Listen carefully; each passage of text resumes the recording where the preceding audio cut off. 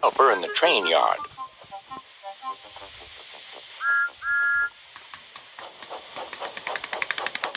There were lots of freight cars, and Thomas worked very hard pushing and pulling them into place. There was also a small coach and two strange things his driver called cranes.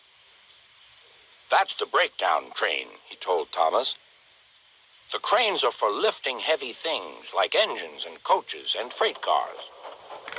One day, Thomas was in the yard. Suddenly, he heard an engine whistling. "Help! Help!" A freight train came rushing through much too fast. The engine was James, and he was frightened. His brake blocks were on fire. "They're pushing me! They're pushing me!" he panted. On, laughed the freight cars, still whistling, "Help! Help!" Poor James disappeared. "I'd like to teach those freight cars a lesson," said Thomas the tank engine. Soon came the alarm. "James is off the line! The breakdown train! Quickly!" Thomas was coupled on, and off they went.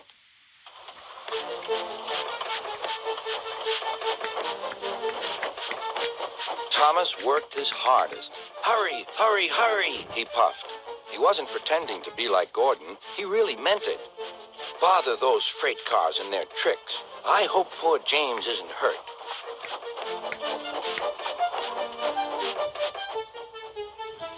James's driver and firemen were feeling him all over to see if he was hurt.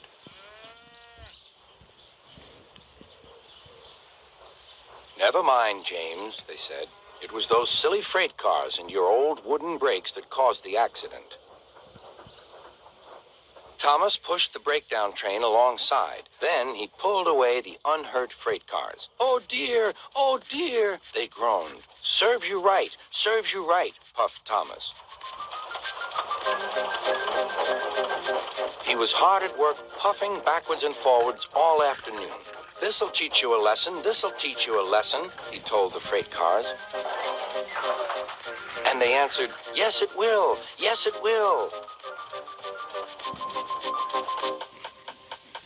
They left the broken cars. Then, with two cranes, they put James back on the rails.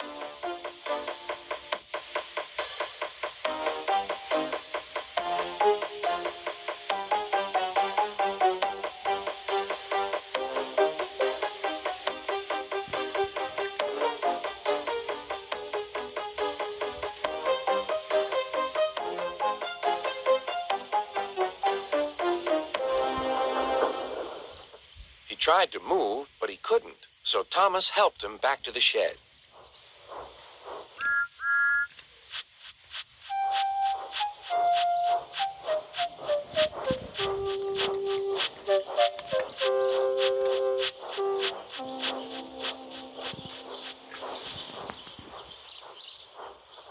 Sir Topham Hatt was waiting anxiously for them.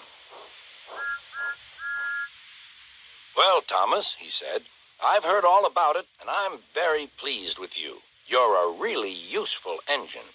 James shall have some proper brakes and a new coat of paint, and you shall have a branch line all to yourself." "Oh, thank you, sir," said Thomas. Now Thomas is as happy as can be. He has a branch line and two coaches called Annie and Clarabelle. He puffs proudly backwards and forwards with them all day.